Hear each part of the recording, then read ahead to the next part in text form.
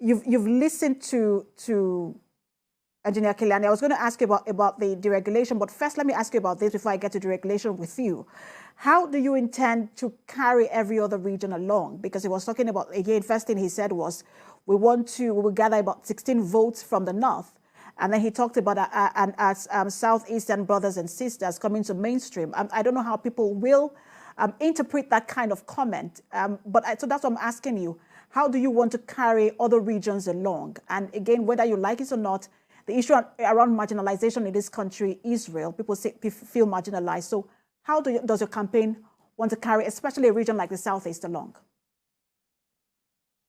Very much, my dear sister. First of all, as I speak to you, of course, I'm speaking as the assistant spokesperson to the Asiwaju Bola Ahmed Tinubu and Senator Kashim Shettima Presidential Campaign Organization. And on behalf of the campaign, I would emphasize very clearly that the All Progressives Congress as a party and the candidates represented on its platform are absolutely determined and very much insistent upon the need for all ethnicities, all religions, and all diversities in this country to participate actively, not just in the campaign, but in the nation-building exercise that will follow this campaign once the All Progressive Congress is successful in the 2023 general election. With that said, I would disagree slightly with my brother that the Igbo people have not moved to the mainstream. In fact, I am predicting that the Southeast is going to vote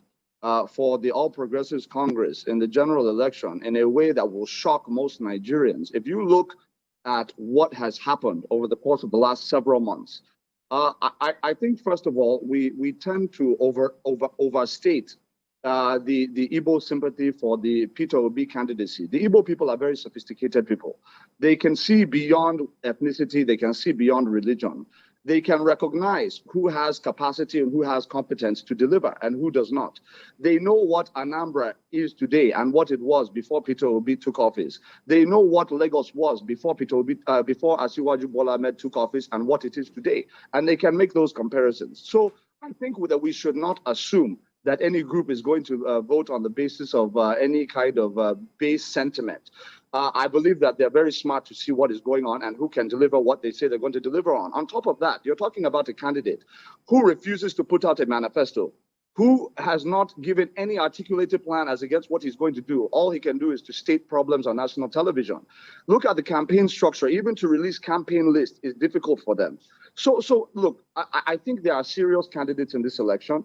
And I think that there are more unserious candidates in this election. What Nigerians are focused on now are who are those people who have a plan, number one. Who are those people who have a record to show that they can deliver on the plan that they're presenting? It's one thing to say you're going to promise the moon and the stars. It's another thing to look and point at what you have done, to say, this is proof that I'm going to do what I say I'm going to do moving forward. Atiku does not have that history. We know what his history is as chairman of Privatization Council, how the country was massively defrauded in the smelting company in Akwa Ibom State, in the Delta Steel Company. Billions of dollars of assets sold for pennies on the dollar to friends and cronies. This is what we're talking about when we say, look at your record. When we look at Asiwaju Bola Ahmed Tinubu, his record in Lagos was clear. A crime-infested state that was indebted, that could not generate internally generated revenues at any level that could even support the salaries of the public service. He turned it from that situation into being one of the wealthiest by state economy, into a greater economy than most African countries.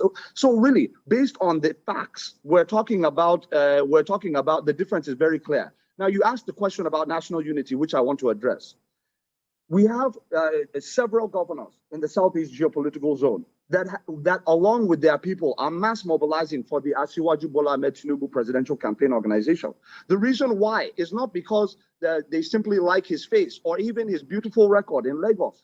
It is because they recognize that this is a man, even before it was fashionable to be bringing indigents of other states and other parts of the country to come and serve in the highest levels of the public service in Lagos. He was doing it. He was the originator of bringing people from Anambra, bringing people from the north, bringing people from the south, bringing people from the middle belt to come and serve in the State Executive Council that he superintended over as the governor of Lagos State. He was the originator of that. So who better to author the new era of national unity than such a leader as that?